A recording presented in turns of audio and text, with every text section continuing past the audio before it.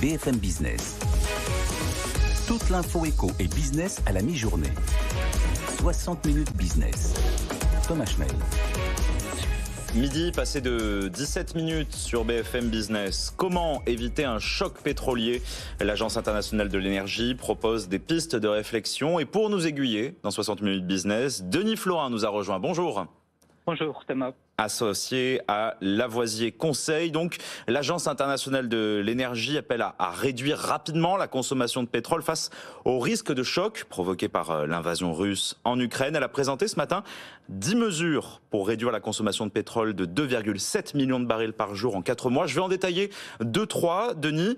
Parmi elles, il y a réduire la vitesse sur route de 10 km/h, la circulation alternée en ville, accélérer l'autopartage, le covoiturage, le télétravail 3 jours par semaine ou encore renforcer l'usage des voitures électriques. Il n'y a rien de très novateur dans ces propositions. Non. Non, il n'y a pas. C'est un excellent point. Il n'y a rien de très novateur, en particulier dans les pays émergents. En fait, l'annonce de l'AIE pose 2 questions. Une première question qui est la globalité, parce que ce n'est pas très nouveau pour nous, mais si vous imaginez la situation globale dans une grande ville d'un pays émergent comme le Caire ou Lagos, ça devient très différent. La deuxième question, c'est 4 mois, puisque un certain nombre de ces mesures, pas toutes, sont déjà en cours. L'AIE parle de covoiturage, raisonablement. L'AIE parle d'optimisation de la chaîne logistique, de réduction des voyages d'affaires. Tout ça, c'est déjà en cours.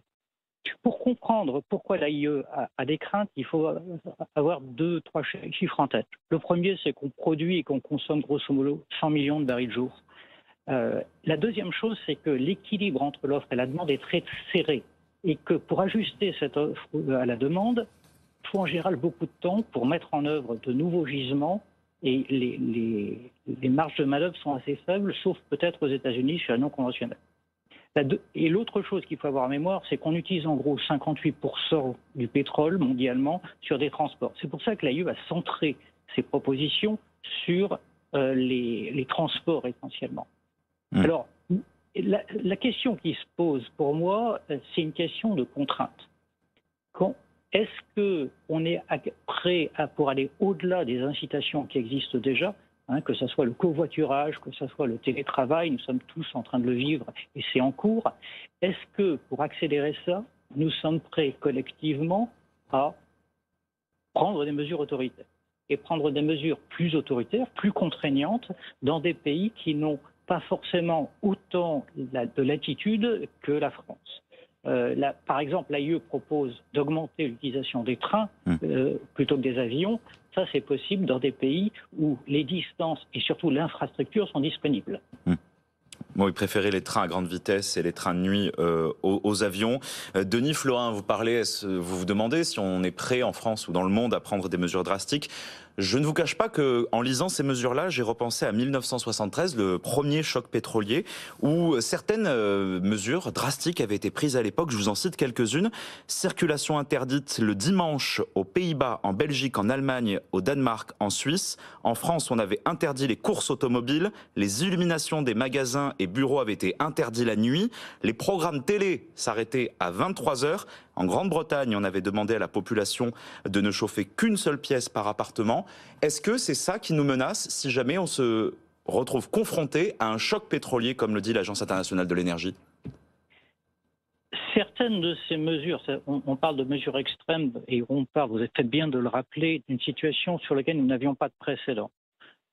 Aujourd'hui, si on avait une rupture brutale, on pourrait imaginer, en période estivale, en particulier en Europe, où le besoin de pétrole en dehors du transport est quand même plus réduite, on pourrait imaginer temporairement des situations de ce cas.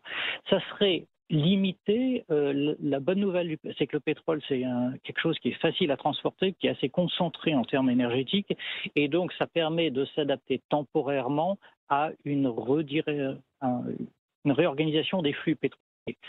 En France, je voulais deviner comme moi quelle serait la réaction des Français si le président avait annoncé des mesures pareilles. C'est vrai. Les cours du pétrole qui terminent une folle semaine, ils sont partis $110 aujourd'hui. Il y a 10 jours, on avait dépassé les $100 avant de retomber à $100. Il y avait des raisons de croire à... Est-ce qu'on va continuer à faire des montagnes russes encore pendant longtemps sur ces cours du pétrole ou au moment où ça va se normaliser, se stabiliser selon vous, Denis Florin? Tant que le conflit existera, il y aura des aléas forts, tous les spécialistes le disent. Dans ces aléas et cette augmentation des prix, il y a fondamentalement 3 composantes et il est très difficile de les trier. La première, c'est une anxiété et une appréhension du risque.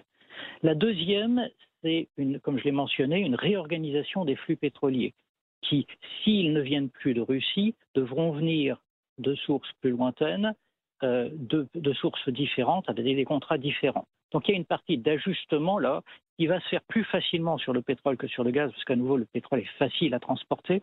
Et puis il va y avoir probablement une augmentation durable du prix, mais il est très difficile d'estimer quelle sera toute chose étant égale par ailleurs, cette augmentation du prix.